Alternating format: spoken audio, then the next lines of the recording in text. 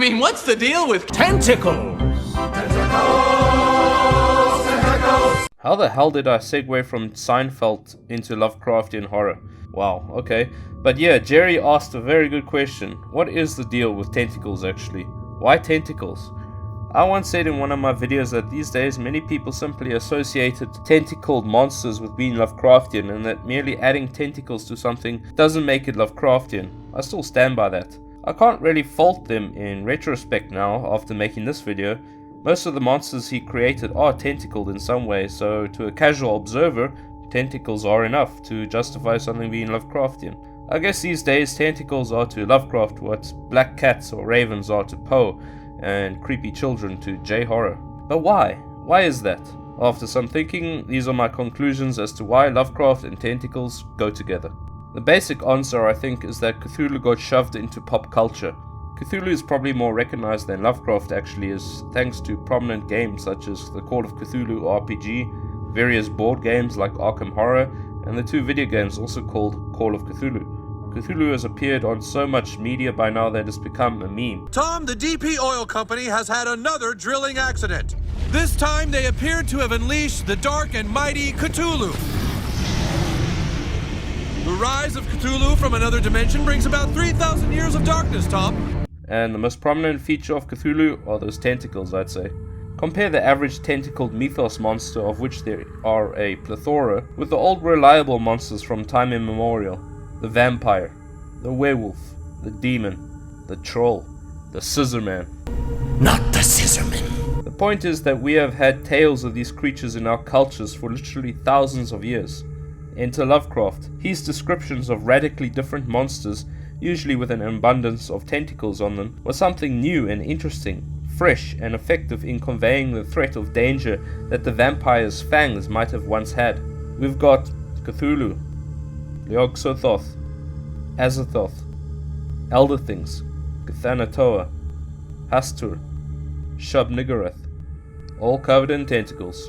It also perfectly fit the weirdness of the magazines Lovecraft was being published in, magazines that usually took a different spin on things. I think from that point, tentacles just stuck to Lovecraft, figuratively speaking of course. He became the guy who was known for making up these creatures, and as you may know, he allowed many authors to copy his ideas, and I would assume that this helped spread the tentacle meme. But what is threatening or scary about a tentacle? Is it any more threatening than a shark's jaws or a bear's claws? Since you're much more likely to die from those things, right? This is where we have to get a little bit more philosophical and existentialist, a little bit more Lovecraftian. That first answer was more in relation to pop culture and explaining why Lovecraft is associated with tentacles. The second answer is vastly more important to us, the Lovecraftians, and to those who want a deeper, more thoughtful reason. The underlying theme of Lovecraft's stories is Cosmicism, of course. That highlights how alone and insignificant we are in this world. A world where there is a lot to fear, existential fear that is. We humans are alone in this insignificant pale blue dot floating in black seas of infinity, and everything outside of our world and sometimes in it is alien to us. It's almost like we are the abnormality in this universe. We've certainly not discovered any species like us thus far, and from the documentaries I've watched, it's hypothesized that if actual intelligent aliens exist, they will not look like us at all, because the chances that they evolved exactly like us in the exact same conditions is basically impossible. Keep this in mind as I go on to the second point. It will make sense, I think. Looking back at the more regular monsters we see from literature and film, tell me if you can spot some sort of common element here.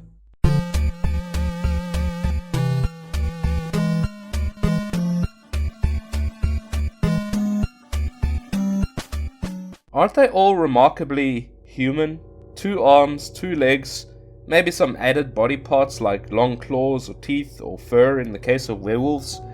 In many cases they originate from humans. Vampires, zombies and werewolves were usually human before their transformation. Demons are often humans being possessed, and witches are also just human. If we look beyond pop culture, at world folklore going back thousands of years, we can see that the creatures are intertwined with us and also regularly anthropoid in general appearance.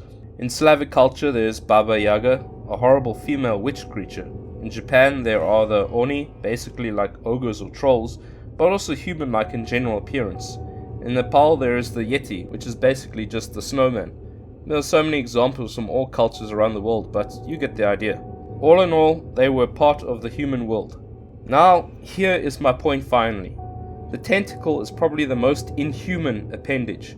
No land animal has them, and the most common sea creatures that the average person will encounter are fish and maybe the odd crab or starfish in a rock pool or beach. But go deeper into the ocean and there lurk creatures with numerous boneless, slimy legs that suck and grab and crush. Giant squid and octopi have instilled the terror of mythical sea monsters like the kraken in sailors for hundreds of years, and whenever their carcasses wash up on the beaches, it's quite shocking to see their size and alien physiques.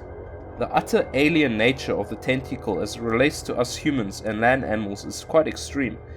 They are associated with creatures we will rarely ever encounter in reality, and have very little in common with physically.